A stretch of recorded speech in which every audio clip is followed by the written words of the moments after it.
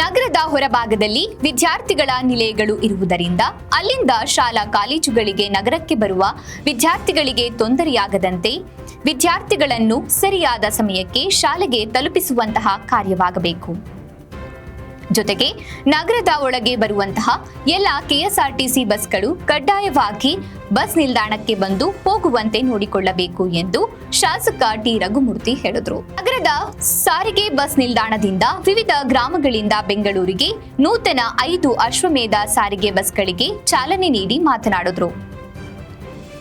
ಗ್ರಾಮೀಣ ಭಾಗದಿಂದ ನಗರಕ್ಕೆ ಬರುವಂತಹ ಪ್ರಯಾಣಿಕರಿಗೆ ಕೆಎಸ್ಆರ್ಟಿಸಿ ಬಸ್ನಿಂದ ಅನುಕೂಲವಾಗಬೇಕು.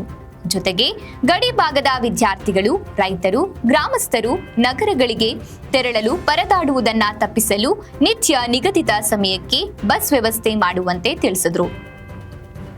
ಕೆಎಸ್ಆರ್ಟಿಸಿ ಇಲಾಖೆ ಚಿತ್ರದುರ್ಗ ಡಿಸಿ ಶ್ರೀನಿವಾಸ್ ಮೂರ್ತಿ ಮಾತನಾಡಿ, ಚಳ್ಳಕೆರೆ ನಗರದಿಂದ ಇಂದು 5 ನೂತನ ಅಶ್ವಮೇಧ ಸಾರಿಗೆ ಬಸ್ಗಳಿಗೆ ಶಾಸಕರು ಇಂದು ಚಾಲನೆ ನೀಡಿದ್ದಾರೆ.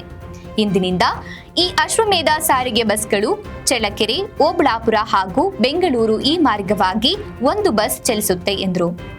ಈ ಸಮಯದಲ್ಲಿ ನಗರಸಭೆ ಅಧ್ಯಕ್ಷೆ ಜೈತುಂಬಿ, ಉಪಾಧ್ಯಕ್ಷೆ ಸುಜಾತ, ಸದಸ್ಯರಾದ ಮಂಜುಳಾ ಆರ್ ಪ್ರಸನ್ನಕುಮಾರ್, ರಾಘವೇಂದ್ರ, ವೀರಭದ್ರಪ್ಪ, ಪರಶುರಾಂಪುರ ಬ್ಲಾಕ್ ಕಾಂಗ್ರೆಸ್ ಅಧ್ಯಕ್ಷರಾದ ಶಶಿಧರ್, ವೀರಭದ್ರಪ್ಪ, ಚಳ್ಳಕೆರೆ ಕೆಎಸ್ಆರ್ಟಿಸಿ ಡಿಪೋ ವ್ಯವಸ್ಥಾಪಕರಾದ ಪ್ರಭು, ತಿಪ್ಪೇಸ್ವಾಮಿ, ಸೂರಪ್ಪನಾಯಕ, ಧನಂಜಯ, ರೇಖಾ, ವೀರೇಶ್, ಮುತ್ತಣ್ಣ, ಶಿವಕುಮಾರ್, ಪ್ರದೀಪ್ ಸೇರಿದಂತೆ ನಾಗರಿಕರು ಇದ್ದರು.